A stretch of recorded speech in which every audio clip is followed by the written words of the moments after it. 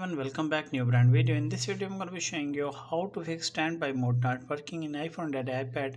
Let's start video without wasting time. First of all, open your iPhone and iPad,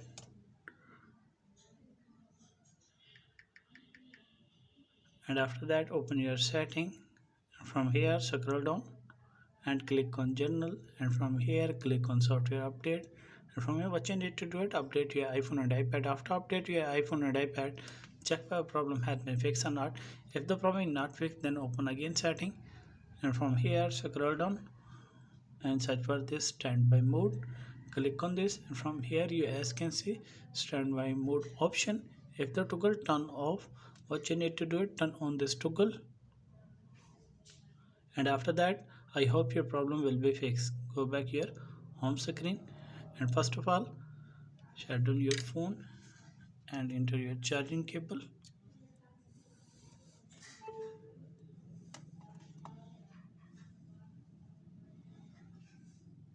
You as can see standby mode. If this is helpful, then like and subscribe my channel. If you have any problem, share with me in the comments box. I will help you more. Thanks for watching.